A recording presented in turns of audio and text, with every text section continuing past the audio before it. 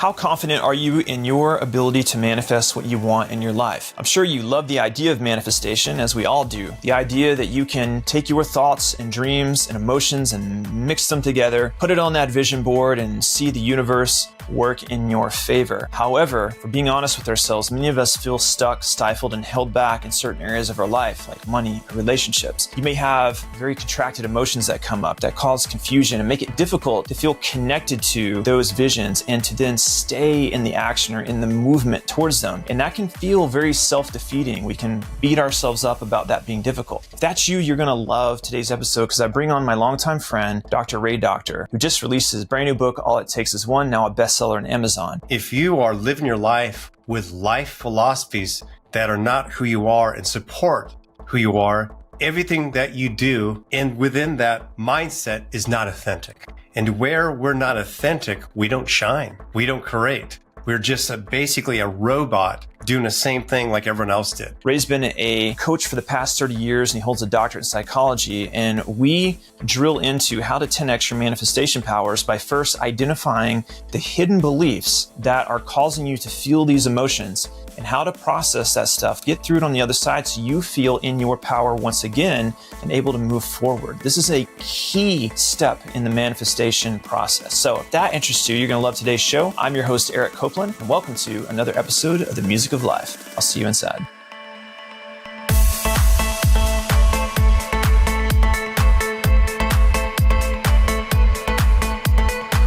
Dr. Ray, welcome back to the show. Thank you for having me again. Well, first, I want to congratulate you. You got the book published. All It Takes Is One. I look like my cover, copy. Which is cool. Which is, when I get a book, I look at the author, then I see him do videos. I'm like, how old was that photo? So yeah, but this is fresh. Yeah. But more importantly, you just hit Amazon bestseller status. So congrats on that. That's awesome. That's awesome. Yeah, pretty cool. Well, we're going to talk about your book a little bit today, but I had like a frame for this conversation. I recently did an interview with the CEO of the Monroe Institute and about out-of-body experiences. And the whole benefit of those was around the idea of kind of overcoming the ultimate limiting belief of whether, are we more than just our bodies, or, what is consciousness? It's on a really deep level. But a lot of people, that had commented on that video, I know are people that are interested in abundance and manifestation and how they can acquire more personal power in life to create intentionally. We hear a lot of talk about abundance or manifestation techniques and learn about that. But the truth is, many of us get hung up. And I thought your book did such a wonderful job of dealing with that specific issue of the hidden beliefs that get in the way. And I wanted to get you on to kind of get your take on how a person can use the information in your book and these techniques to help open up more possibilities in their life. And you said you were game, so I gotcha. All right, cool. Well, specifically, and you brought up the Monroe Institute. If you were to draw a connection to the frequency going out of body, to how that relates to living a better life in this, say, physical reality, is that what you're hoping that you can get from me? Like, such as how does getting out of our own way basically help us to achieve the life we want? Because basically, if you do the hemisync, or if you go out of body, then your stressed out nervous system is over there, whereas your higher spirit is somewhere over here, seeing things from a higher perspective, right?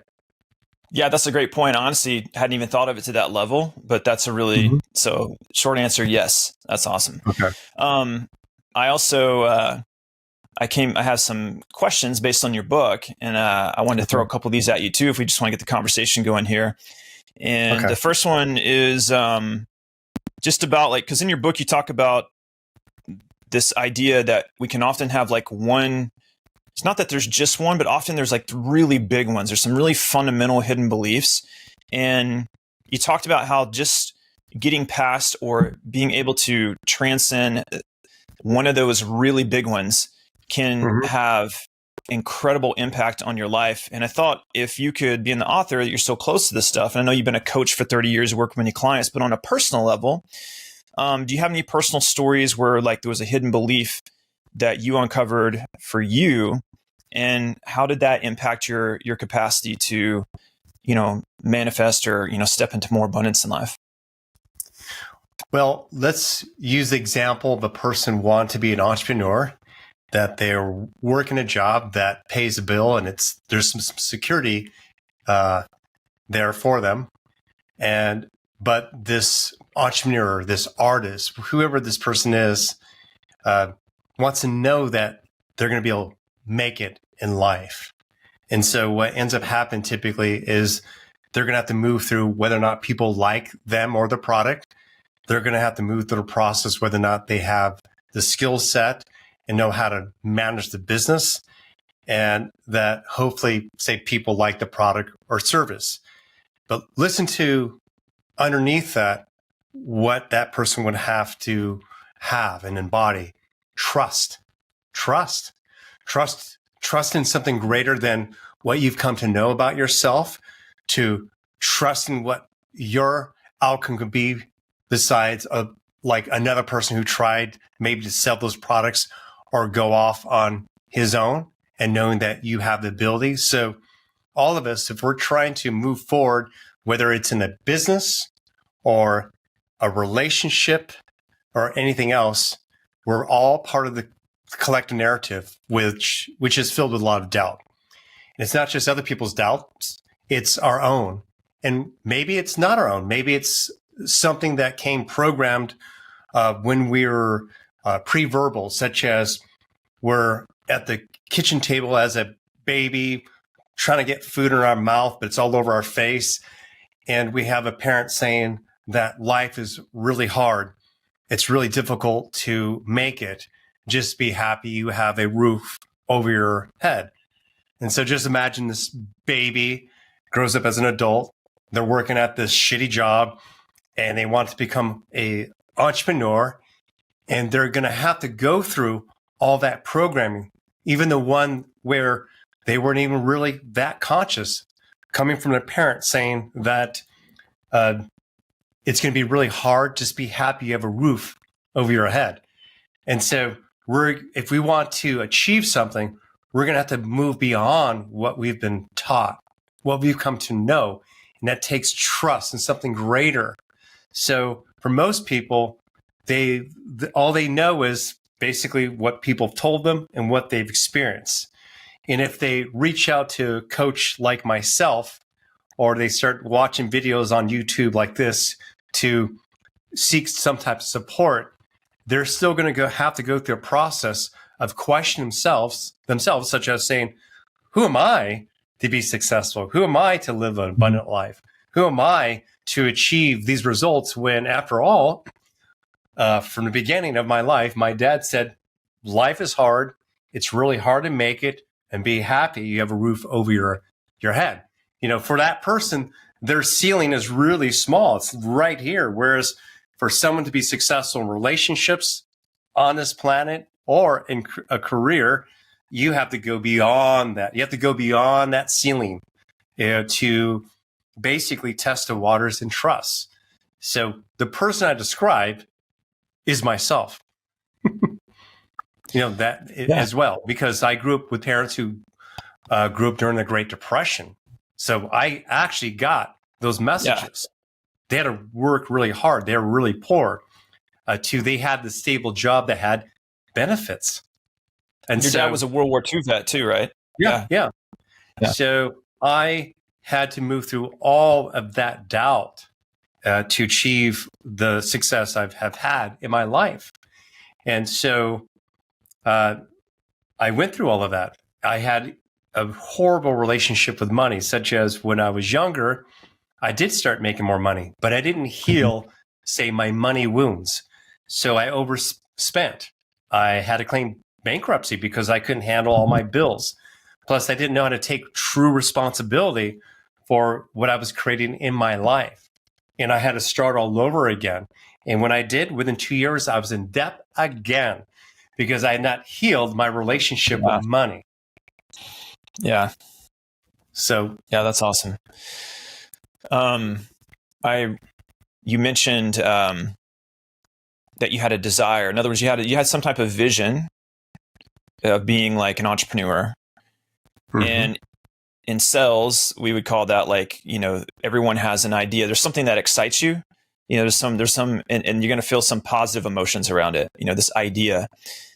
Yes, you want something, but what are the buts? If you're really being honest with yourself, that are coming up for you, that are standing in the way. Am I on point with that? Absolutely. One thing I want to speak about too is that from what I experienced is that a lot of people want to leave their job because of their asshole boss, or they don't believe in the product. They don't want to work those long hours. They want to stop making money for someone else. So more than often, it's to get away from what they do not like. And from that consciousness, that's not how you want to create your business, meaning like you're trying to escape. Like, for example, during the pandemic, a bunch of people fled to, say, Florida and Texas, come to discover that, when the dust settled, like, is this aligned with me? Or did I do this out of reaction? So you never want to start anything in your life from a place of reaction, because when you integrate yourself again and you have clarity, there might be a different choice, a better way to go about that. So I wanted to share that. When you're in a good open state and you feel better about yourself, then there's more things that can assist you on your journey. As an example as well of how things are attracted onto you, say law of attraction. Well, I was trained under Dr. Netherton, but at the time I had not finished school. And I did want to. I wanted to get my doctorate in clinical psychology. I thought I would become an author, and I did. Many years later, it took a while, but the idea was I wanted to go through school, but I didn't want to go back to regular junior college or take courses I disliked. And through my open heart and feeling good, because I started coaching people, I attracted a couple psychotherapists, and they said, you're really good at what you do. Did you know in California, they had these schools where like you don't have to go through all of that. There's a different path. And that led to me being able to use life experience, writing a thesis, which was in a school in Hawaii. Funny thing is that Dr. Netherton happened to write the curriculum for that school, and I didn't know it, for one of their programs. And so, of course, yes, that helped me kind of get in, but it allowed me to not have to go in a direction I didn't want to. In other words, it supported me in a way that I didn't know exists. So in my mind, I thought it was going to take all these linear steps to get my master's and my doctorate. But I probably was able to shorten it literally by 2 years because of this other path. That other path would have not showed itself unless I already started coaching. It wouldn't have showed itself unless I was feeling good and my heart was open. And also I was remaining in a curious state of mind. Therefore, I attracted these psychotherapists who said, Ray, this is how we did it. These are other paths. So when you are in that open state of mind and you're coming from an abundant mindset, things show up in your life that way as well. So, yeah. Very cool. Okay, so if I'm a person out there watching right now, and how do I, like, what would be like what's the process? Because first, it sounds like a step one, you need to be able to somehow identify that you have hidden beliefs. So what's like a process, or like what's the way that, what would be your best advice to someone watching? They could maybe try at home right now. And I know you have a lot in your book too that goes through more, right? Like really, you have some really cool, like deeper processes, but like, what is that process? Like, how does that work? Like, how do you know you have a hidden belief? How do you identify it? So first off, the first thing we have to recognize is, what is our why for relationships? What is our why for success? What is our why to say even exist? And what I mean by that is, if you are living your life with life philosophies that are not who you are and support who you are, everything that you do, and within that mindset is not authentic. And where we're not authentic, we don't shine. We don't create. We're just basically a robot doing the same thing like everyone else did. So it's very important to break down and understand what it is that, how we've come to believe about certain things. So in my book, there's a chapter where it goes through the main 11 influencers of like what has come shape most of us, particularly in the Western culture, and to decode that, to recognize what our relationship blueprint is to religion, to sexuality, to relationships, to finances, and so forth.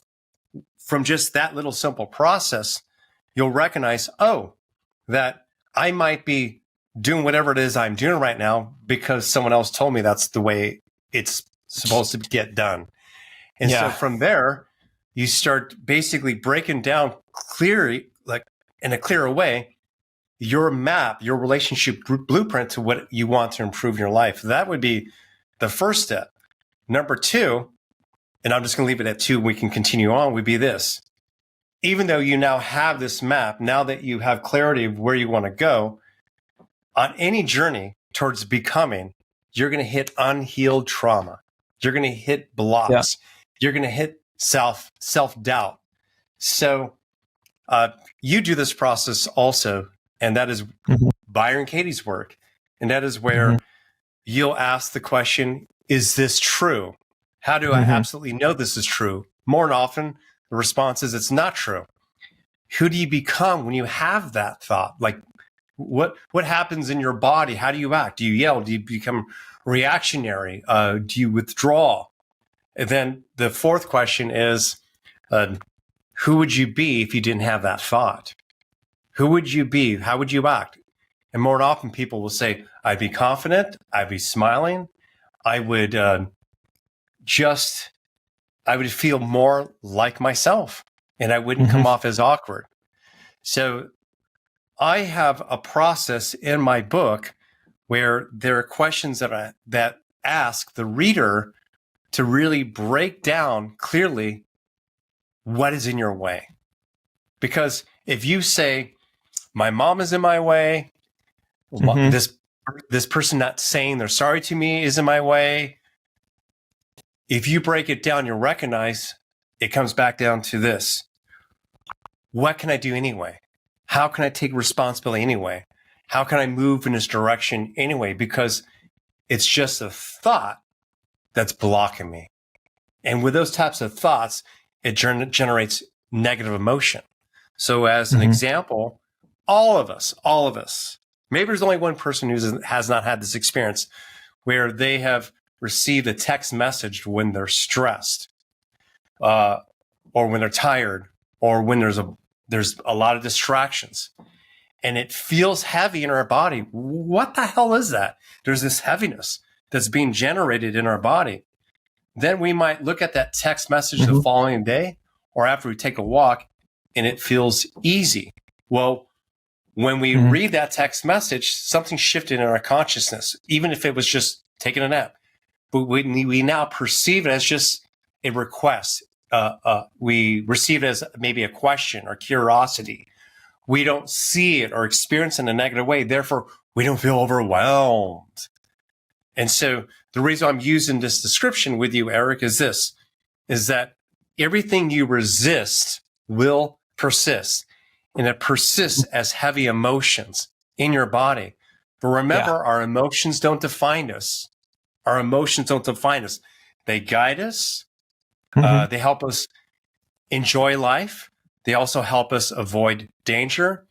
But our emotions are not who we are. Who we are in each moment is typically by our perceptions of how we're perceiving reality.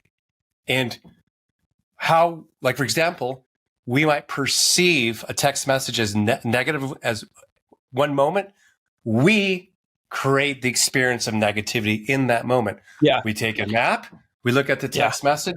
Oh, he or she has just asked me a question. It feels like ease. We are creating that experience within. So the most abundant mindset is one in which where we can perceive life as neutral, as joyful, as learning, and hopefully with as much excitement as possible. But when we try to move forward in a direction, we hit a block, we have to question ourselves, is it a true block or is it my emotion in the moment? Yeah. Is it a true block or is it the way I'm thinking about this? Well, tell me what you think about this. This is what came up for me when you were talking about that. One of the sometimes I think what can make this stuff a little bit tricky is we can fall into traps. There's kind of little mind traps. We get little games we play with ourselves. And I think you said the word earlier. You said resistance, to not resist. And before you even said it, I was literally thinking, oh, I should ask Ray, like, should we, rhetorical question, should we resist our negative emotions? To which I know you would say no, like they serve a purpose, right? Yeah. But can we just get a little granular on that? Like, how should one respond to it when it comes up? So, two things I'm going to do to exercise. First off, the number one thing to do is every morning a person should have some type of practice, bottom line. Okay. So it basically prepares you for the day. No differently than if you were to go to the gym and do a quick warm up and just stretch a little bit so you don't hurt yourself. It's the same thing with your mind. You need to practice this. So as an example, there are things happen in my life, but rarely do things stress me out because I have a different perception. I don't receive it as negative. I receive things more, if it's shitty or like I don't like it, it's more neutral. It's like, oh, that's it. I just move, away from that. But as far as an actual exercise, shit, let's just get right into it. So the exercise would be this.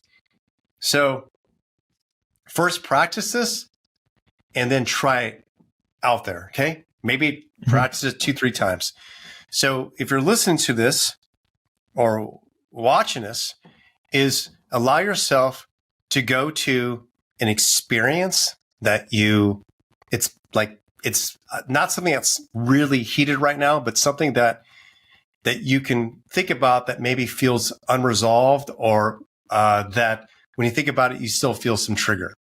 So it might be, as an example, I'll think of my neighbors who have a tendency to just leave all their stuff.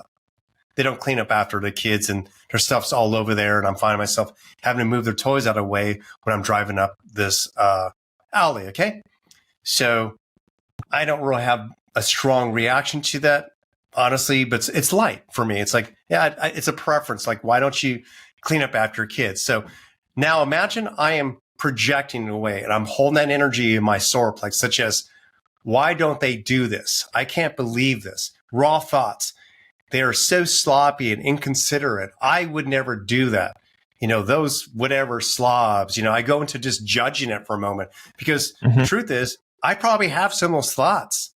Yeah. And then what I do is I hold the energy in my solar plexus right here, right there below your heart. And then I allow myself to remove the thoughts and reasons why I'm having this feeling here, such as I'm taking away the cause of this. Like the cause that I might be blaming us on is that I have messy neighbors. I remove the thoughts and the reasons why I think I feel this energy. Now I have raw energy. Now I have raw energy that can create worlds and buildings and art. Now I feel the energy with no judgment, know why I feel this. I rise from a higher perspective to look at this energy and I take some deep breaths into it and ask myself this question: with this raw energy, what can I create today that would make me feel better? What can I put my energy into to it be a more productive day? Now I'm fueling intentionally something that can move me in a direction to be creative, whether it's creative in my imagination, whether it's actually going to my yard and doing some gardening or painting or something else. So remember I shared with you, most people, when they are trying to shift from getting out of a job or out of a relationship, that's usually to escape. typically they have that raw energy, but they still have a negative mindset. So it's not going to create what they want. What we just did was get right to that energy that usually people, when they finally integrate, will use that to fuel them to move forward better in their life. Such as, just imagine I'm that person at that job and I'm thinking, I don't want to work anymore. These guys are fucking assholes. Okay, cool. And then I calm down, I feel that energy, and I go, you know what? I'm going to go back to school. I'm going to further my education, or I'm going to try to become an entrepreneur. Or it could be where this guy's toxic, she's toxic, he or she's always lying to me, but I find myself always in relationships. I've never been single for a while. That's just like, fuck this, I'm going to be single for a while. Then finally, when that person maybe integrates, they feel that in their body, oh, I'm going to reach out to a coach. I'm going to pick up a self-help book. I'm just going to enjoy life a little bit as a single person. So you're directing that energy a little bit, ahead of time. Yeah. Almost as if we're moving right to integration and using that to fuel you in the right direction that you want to go. Yeah, I'm glad you brought up the judgment component of it, where it's important to connect with and be honest with yourself about what judgments you are experiencing. Because one of the traps I found that I caught myself in was I have this belief that I should be a non-judgmental person, right? Judge not, lest ye be judged. It's like a Christ principle, right? Yeah. And the point is, you do arrive at non-judgment, but the way you do it, you also can't judge yourself for having judgmental feelings or judgmental thoughts. And I think you can bypass yourself if you're not careful, if you're trying to be a good person, by not wanting to admit to yourself that you have some like judgments of the world or situations. And there is value in just like, you mentioned Byron Katie. One of the things she said too was, her formula is, judge your neighbor, write it down, ask 3 questions, turn it around, right? This idea like where, like connect to your very primal, just petty, total self-serving human self, and like just let it rip for a minute, and to get it to bring that up to the surface, and then that allows you to then do something with it, right?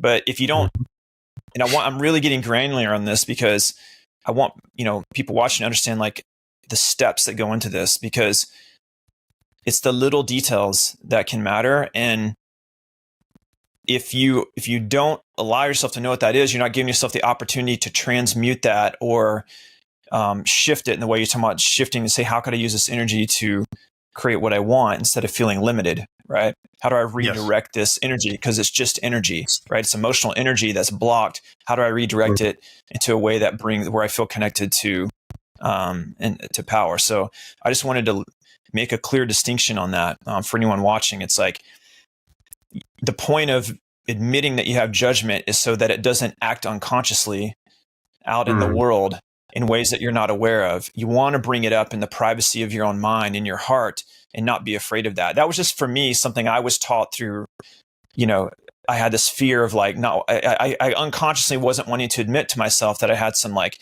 anger, resentment, or judgment towards a person or a situation. And by not bringing it up, I couldn't deal with it. Right. So I needed to start doing that in order to do that. So I appreciate that clarity on that. I am a very judgmental person, and I just wrote a book. I'll get you a t-shirt. I'm a very judgmental person, in that I've been in this field for, like 3 decades. I'm a very judgmental person, and I've worked with the most amazing masters, people that most people will never meet, in this lifetime. And those people too were judgmental as well, because they were human. And unless we grew up in a world where we're totally disconnected from these collective negative narratives, as an example, most of us watch social media, we watch TV shows. There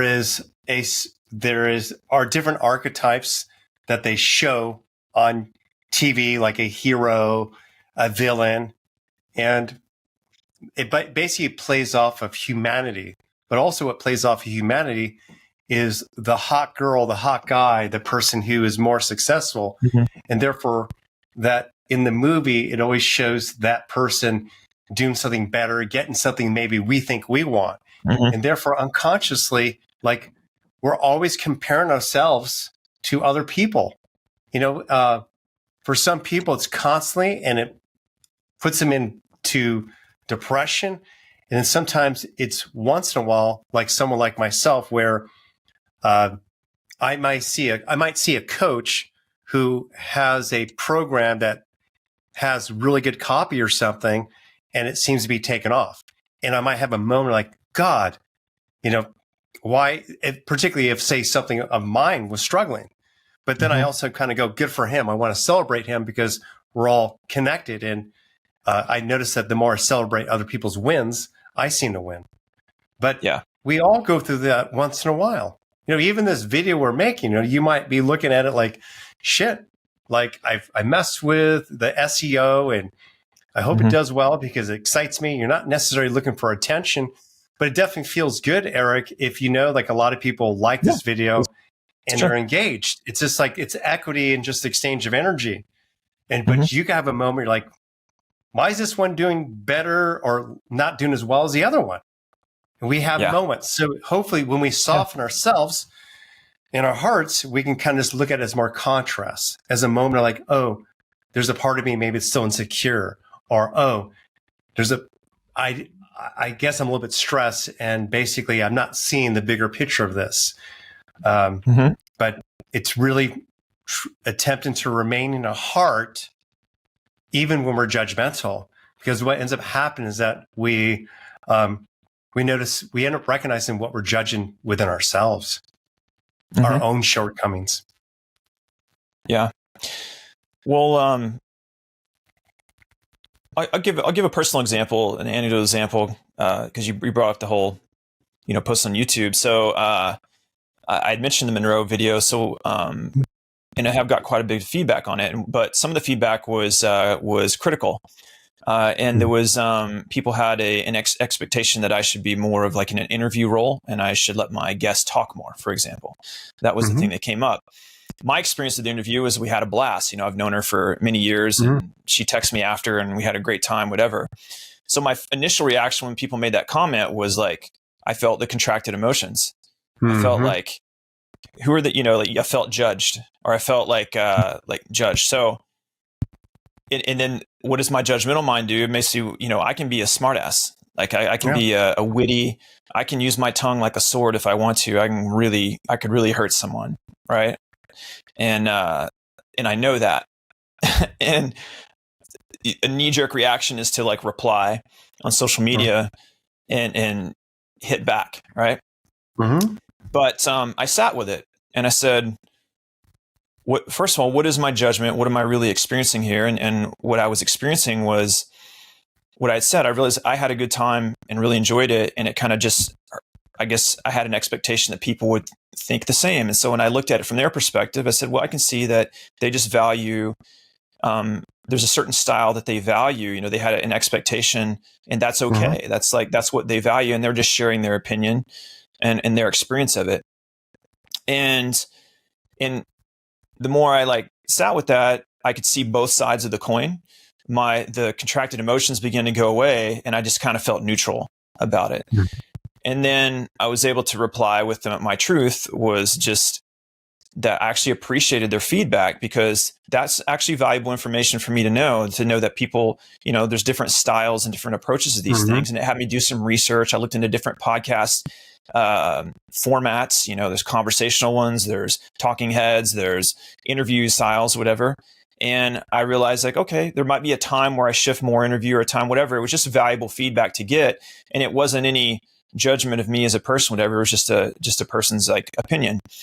And so that was cool. That was something where I didn't have to take it as, I didn't take it personally anymore, and was able to just move right through it and, learn some lessons from it. And I think that's a great example of how life works. You have all these little micro things that happen that are going to trigger you, and it's your relationship with what happens. And particularly not thinking that something is wrong because, oh no, in this moment, I'm not connected to that joy anymore. Mm-hmm. Like it's actually Yep. opportunity in the contracted emotions.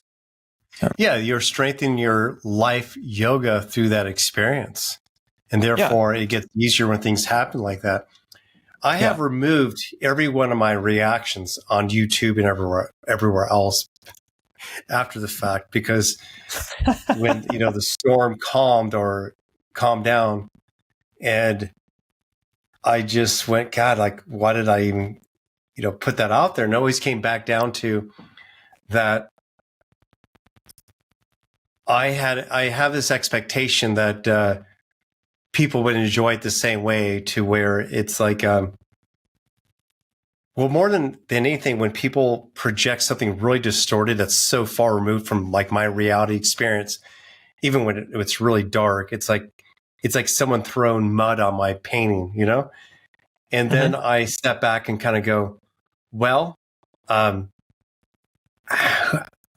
this person is working out something. I don't know where he or she is, but one thing for sure, it wasn't them that triggered me. It was still me experiencing me. Yep. Yeah. Bottom line, And that's it was me experiencing me. So they are a teacher to that, and they're reminding me that once more. And I know some people, not many, who I'm shocked how they respond to trolls. Like, oh my God, they have a gift for that. Yeah. And I'm not talking about people pleasing thing. I'm just talking about where they know how to turn it around. I don't have that skill set. And I'm okay with not having that. I want to shift the conversation. It's not really a shift. I want to kind of deepen it a little bit, because, people wanting to, we all want to manifest. We all have dreams. Okay. And I think we came from a world for thousands of years where the dreamers were treated as though it was like naive in a lot of cases, or there's a lot of power games that have gone on in humanity. And to truly believe in abundance, it's a funny thing. You have to transcend the only playing like the competitive game, and you have to see that everything is actually collaborative. Every experience is actually serving you. But the name of the game, in my opinion, is that everything is about power. And one of the big lessons I've learned, and your book kind of points at this as well, and I want to get your opinion on this, your thoughts. We all have to confront power. Okay, we have unlimited potential. Doesn't mean we don't experience limitations, but there's a potentiality that's there, where there's an infinite upward growth of evolution, let's say, right? So power is a thing in the universe, like things are constantly in motion. Energy is constantly flowing. There's no getting away from power. Power is a very real thing. It shows up in our 3D world as everything from electricity to electromagnetism to nuclear energy. It shows up, we feel it in our body. Energy, power, and the conscious use and manipulation of that power, or intentional use of it, is something that we have to confront, like on a deep philosophical level.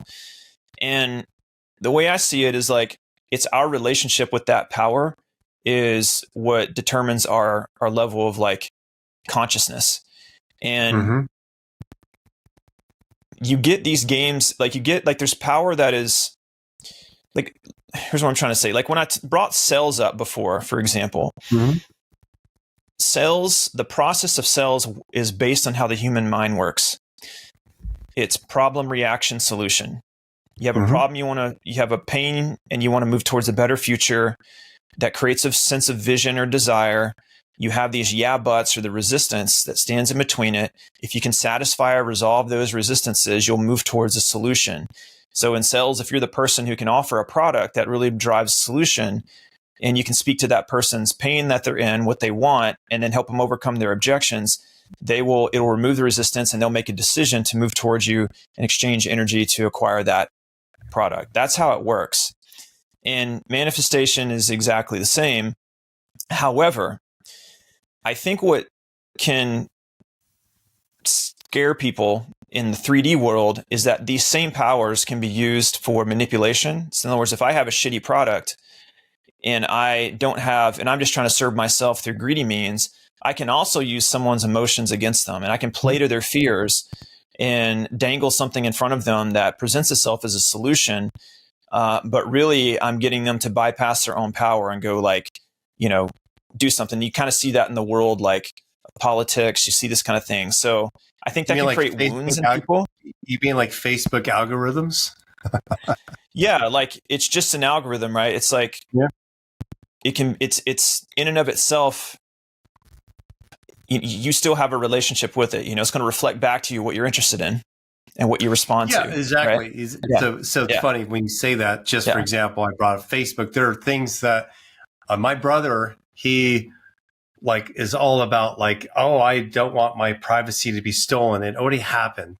And, but he talks about what's being presented to him as if it's a perpetrator or that he's disempowered. And I'm the opposite. I click on things I want to see later on. I want to see more of them so I can understand it, like a product that's maybe I'm interested in. But it's up to me knowing who I am versus what's being put in front of me, meaning that nothing can control me that way. Yeah. Well, here's my point and my question to you. I think that many of us resist our own power unconsciously because we associate power with evil or being used for manipulative purposes. Because the skill of influencing someone's mind can be used for service to self or service to the whole, but it's the same skill set. I mean, literally, it's the same skill set. And so if you don't know, for example, I'm just going to use sales as a great example. We can all relate to it. If you don't know how you are sold, then you become unconscious when you are being sold. If you don't understand, but yet if you learn the skill of sales and you have good intentions and you want to start a business and say you're a coach or you want to teach people, you genuinely care and want to serve others, you can't get away from needing to know that same skill that could be used for, let's say, evil. So that's the point I'm trying to make. You have power is accessible to everyone and you can use it for service to self, service to others. So what do you think on that idea that people resist their own power? What are your thoughts on that? The reason why I think people resist their own power are these reasons. Number one, many people are not even aware of their own power until they take personal responsibility. Such as, for example, most people think they're a victim of their circumstances, and it's because of other people or other things in their life that's controlling them. Therefore, because they're not aware of their own power, if they were to step into their own power, because the projection is outward with the cause and effect of their life is from other people, they don't want to become like those other people. There might be this idea that they're going to become like a tyrant, that people can get hurt by their success, that people need to get fired. Decisions are going to be made to where other people are not happy.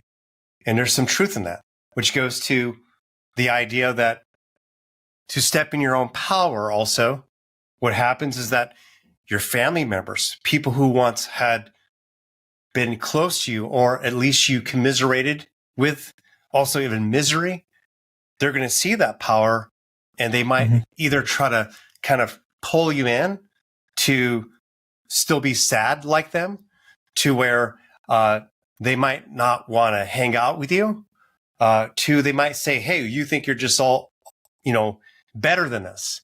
So that happens often, like when I work with just one person in a coupleship. And what I mean by that is that one partner is getting better and the other person is not. And that person who's not will try to use things to bring that person back down to where he or she is. So those are some reasons. And there's another one.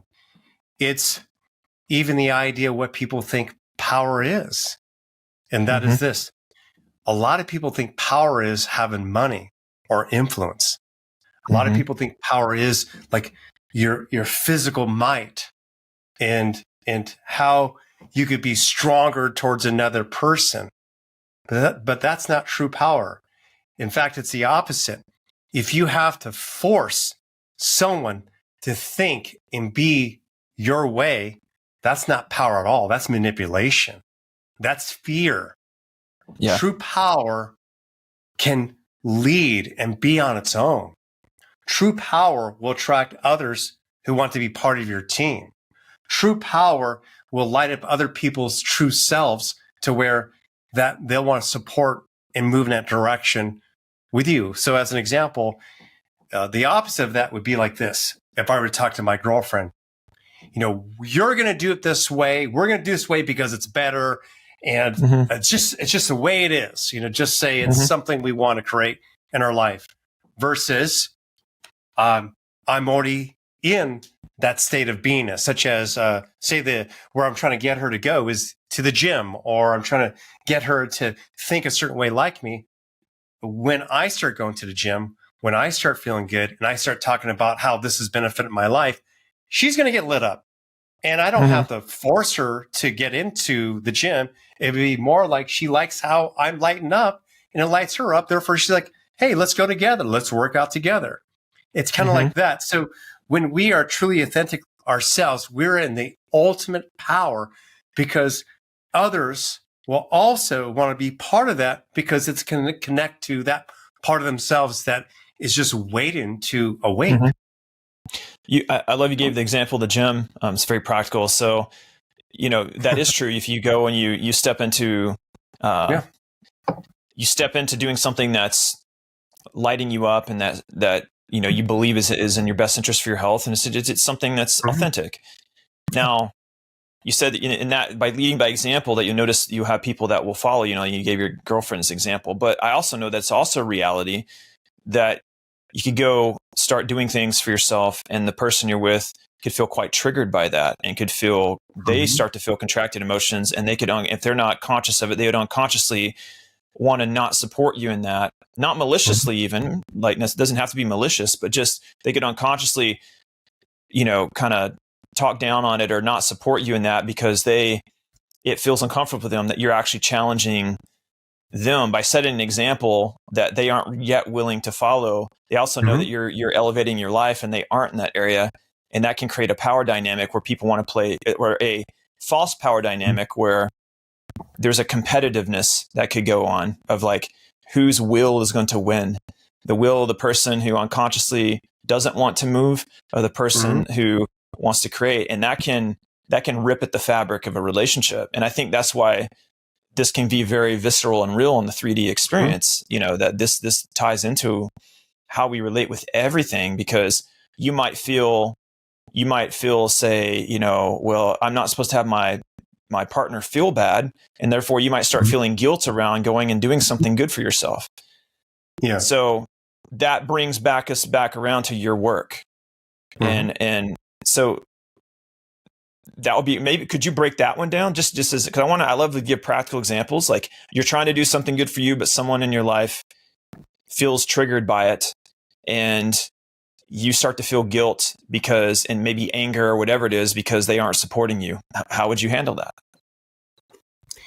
Well, I can give an example today in my relationship, but, so I am not feeling my best because I had like this sinus infection, and I have not been able to go to the gym in a couple of weeks. The list goes on of things that would literally not make me physically feel good. And there's also some existential things that I'm experiencing in the area I live where I want to improve things. And my girlfriend was attempting to light me up. She wants me to be happy. And in the past, what she would do is feel like she was failing. She would like maybe get bummed out, and she would use this excuse. She would say, well, I'm your partner. I mean, of course I want you to feel better. And we're both coaches. And even she knows that happiness is an inner job. It's an inner job. But she said, I said, the best way that you can light me up is by being light yourself. Like you can be empathetic, but do not be sympathetic and sad to think you're going to reach me. because then we're both going to be in this dark cave. So today it was completely different. And she said, I sense where you are, and it must be hard that you're not been able to work out and stuff, but I also know that you have a hard time resting. So she's agreeing with like what I'm going with, but her voice, how she felt, she was actually on her way to do something good for herself, made me feel good. But if I had not done my inner work, I can go, that's great. You can go to the gym and I can't go to the gym. You know what I mean? But the thing is, people have to recognize like how do they really want to feel? And no matter what, whether they're in a relationship or not, that's just the bottom line. And that if you think you're helping your partner by feeling sad, you are not. You're enabling. In fact, it might have a negative impact more than you realize on both of you. And that the only way your partner is going to get out of his or her way and feel good, the quickest way is for you to be at least a notch up from that. Like otherwise, you're right there with them in this invisible cave, shackled in misery. Yeah. And that's where you'll see like people who are really in dense matter, where they're using drugs together and they just can't get out of it. And then they're locked up. I'm thinking of Sid Vicious and Nancy. I'm thinking of people who like have overdosed or died. And we've seen that. Like it's the worst thing to see. That would be the worst case. I mean, where I see two drug addicts, I've seen them in movies. I don't walk around and see them here, but in relationships, it can become like that too. Where it's so toxic because no one's reaching for the light and the happiness that's within. Yeah. Well, that's awesome. I think the point I want to convey to for those of you watching is that, the relationships are definitely a container that will bring up a lot of your shadows because you're so intimate with someone. You're sharing a lot of closeness, a lot of close space, close energy and all that. But when, this just attests to the importance of like the understanding what programs you've chosen to believe or unconsciously believing even about relationships and about what, because if you don't, because it's very easy to feel guilty in a relationship or jealous, and guilt. Both of them are coming from fear, right? Yeah. And if you don't have a process for and develop, and I mean a skill like you teach, like how to tie a knot or tie your shoes, or a skill like cooking, or a skill like baking up a recipe, like a skill, a real world skill, a hack, a life technique of being able to deal with those, to confront and transcend and redirect those, even those deepest, most contracted emotions like guilt and shame that really can feel scary because you feel like a lot is on the line. To stand up for yourself and make a decision that is in your power, it might cost the relationship itself. And so you end up in this tug of war between part of you wants your power and the other part of you is afraid to take it, and that's some really deep stuff. And I know you were able to offer in your book a lot of self-guided processes to kind of dig even that deep with yourself. And some that are, I love how you mentioned the 11, influencers, money, relationships, things like that, because that will help you kind of start to build a little bit stronger foundation of like, when is it okay? Like, how do I step into my power? What beliefs have I just taken on without even questioning that are impacting and making me feel, like shit, basically, in certain areas of life. There's a simple, it's interesting when people ask me questions about my book. Oftentimes I'll and again, the book just came out April 17th, so it's not like I have it hardwired, but a simple process is this. So in Chapter 3, it's called Mental Blueprint, Decoding the Structure of Belief. You and I, on this conversation, we've talked about pretty much at the core, self-love. And if we don't have self-love, we're going to have self-doubt. And many of us experience love in a strange way, whether it's mixed messages or not. whether it was available parent or not, or whether there was actual abuse. So there's a simple exercise where it's called return to love exercise, where the question asked is just fill these out really quickly. Just you want to free associate. And one is love means your response. My family taught me that love meant I received love when I didn't receive love when I needed my parents' love when whatever comes to mind. And my response was love equals pain to me. My family taught me that love has to be earned. I received love when I achieved good grades. I didn't receive love when I disagreed with my parents. So that's a little simple exercise. Now, you might be listening to this or watching this, and you go, what the fuck does this have to do with my business? Or what does this have to do with any of this? Yeah. And the point is this, is that that resistance you have, that self-doubt, remember, it's within. And if you have an unhealthy relationship to love, you probably might not love yourself. And if you don't love yourself, when you try to express yourself, when you try to put yourself out there, or when you try to come off confident, it's not going to be real because you're forcing it. You're trying to create a persona, an idea, or something to, in a way, maybe it's hidden, to be loved, to be validated, when you can get right to the core roots and figure out why you don't love yourself, or why you have mixed messages about love, or why you feel like you have to be worthy of some idea to be loved. That gets you right to the roots, right there, to kind of decode all this bullshit. Yeah, it's a great process. I went through that one myself. It's good to do every now and again, to kind of remind yourself. Sometimes you kind of peel this stuff away in layers too. So we have something really quickly. It's about it's about Nicole. Okay, so one of the shadows my girlfriend had, it was a fucking big ass thing for her. I mean, anyone. So her father was gay, and she didn't know it until 2-3 months when he was dying of AIDS, and she was in college. So she had mistrust with just men. Parental figures or authority figures. So here she meets me, and I'm pretty good at decisions, and I'm pretty good at directing, and I'm not self-serving. So there were times that I would share information which was very clear to me. And here I have a great track record of always coming through. I grew up, my father was a Marine. He always followed through. He was all about taking personal responsibility and integrity.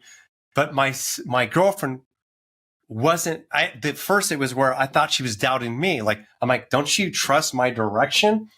But it's where that she had a negative relationship to trust itself, because trust equaled deception. Trust equaled lies or secrets.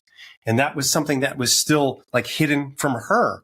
So here I was showing up as a healthy man, but remember her relationship with the first man in her life, her father.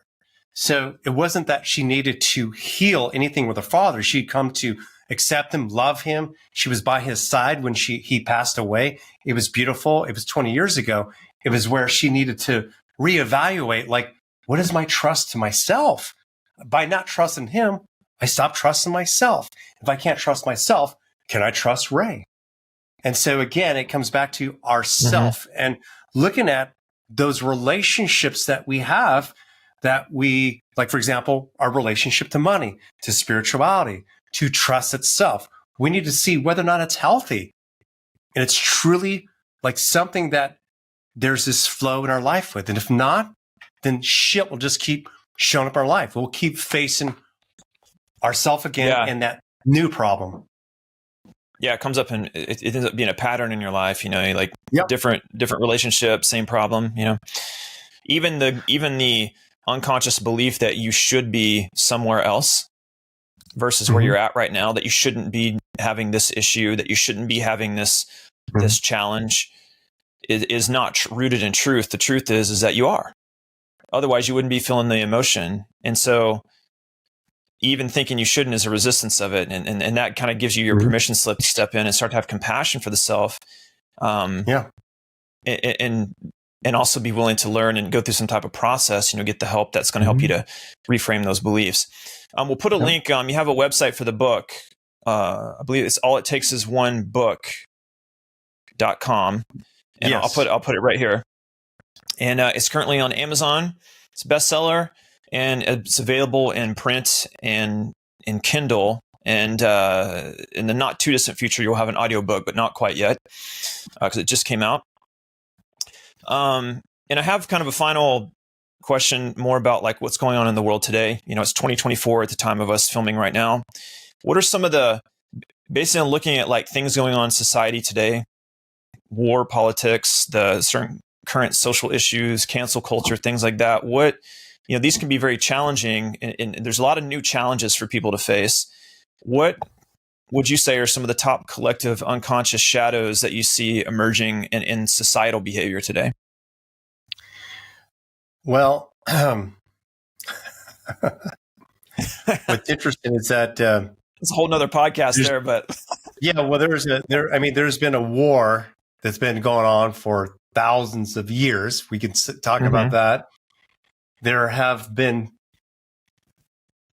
oh God damn, it's like most people right now are looking at like our systems, our government, to things are becoming exposed. And yet those problems have been there for forever. They've been there. The churches used to be very much linked to, the government. So therefore, a lot of what people have come to believe, you can't be so sure there's truth in that. So it's very important that all this kind of question why we believe things. So this now, I will directly answer your question.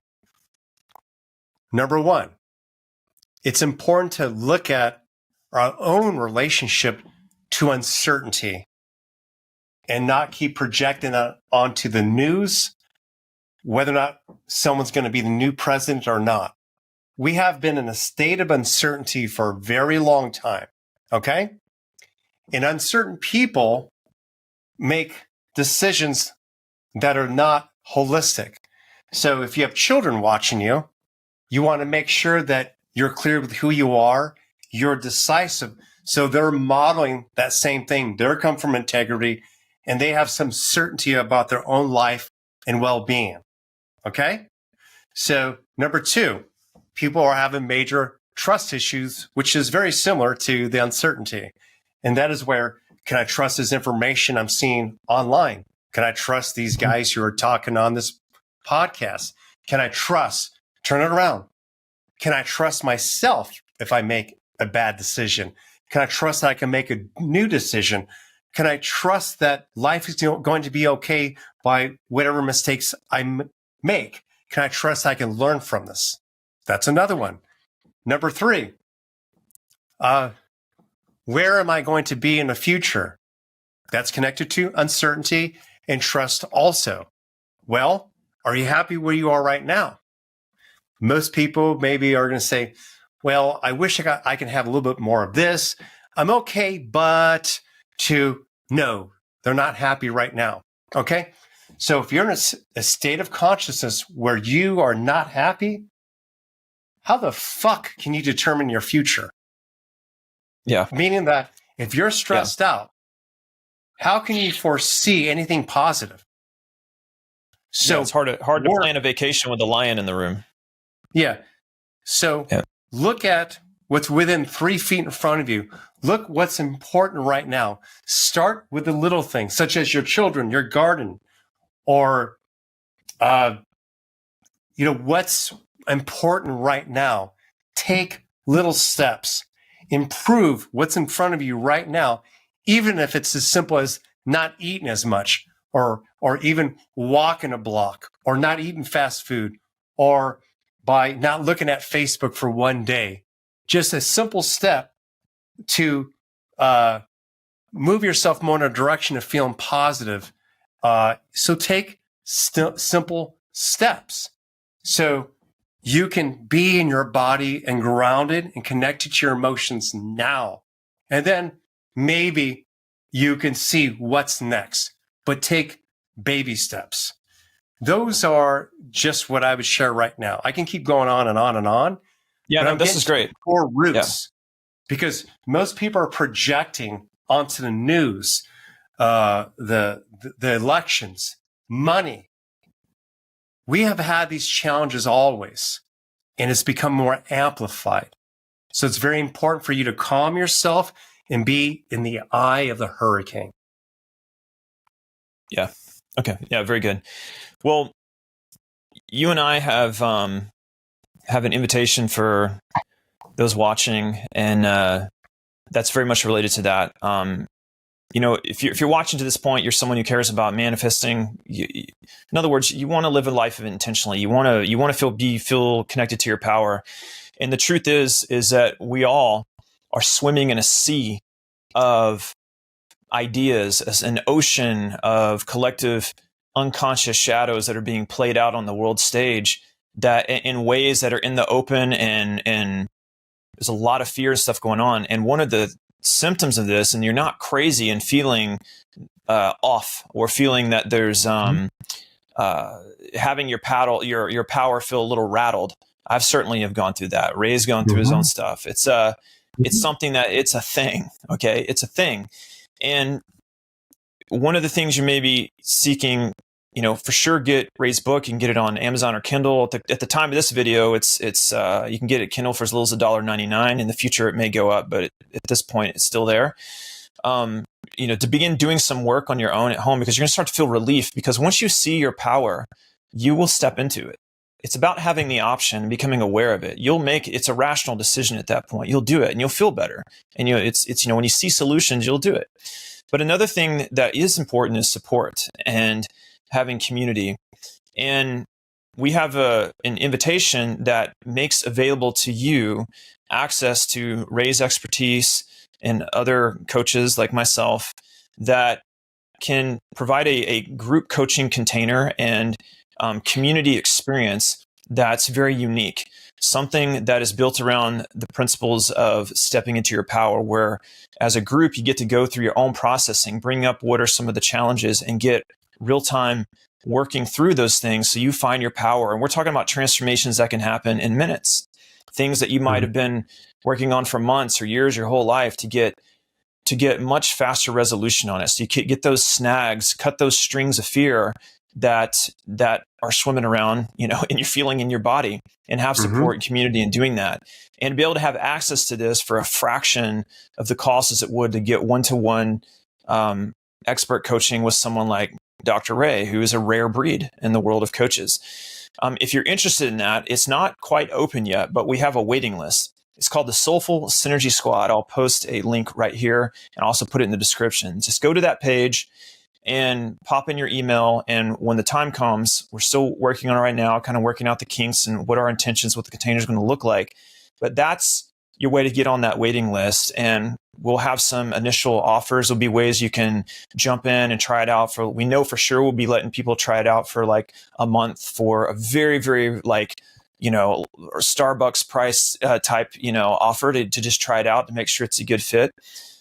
It's for people that want to grow. It's for people that want to be able to step into their power, to really feel that, and to have it be a compassionate container with community and also accountability, which is what creates the actual forward motion. Because in the world today, we need more people that are conscious of their own power to be creating what you are intended to create based on your unique aptitudes, your unique gifts and skills that you have to offer the world. That has always been the secret to creating abundance. And the more people that do that in a society, the better that society is, the more in line with harmony it is. So if that resonates with you at all, then just visit that link, put your email in, and we'll see whenever we're able to launch that. So anything you want to add to that, Dr. Ray? No, you said it all. Only thing would be that iron sharpens iron. And, if you're feeling alone and that you would like to be around more like-minded people, then become part of this group. Because even if you're in the beginning stages of this, there are other people who are like you. And that in this container, It's all about having this healthy mindset. We don't stay in victimization. No one gets judged.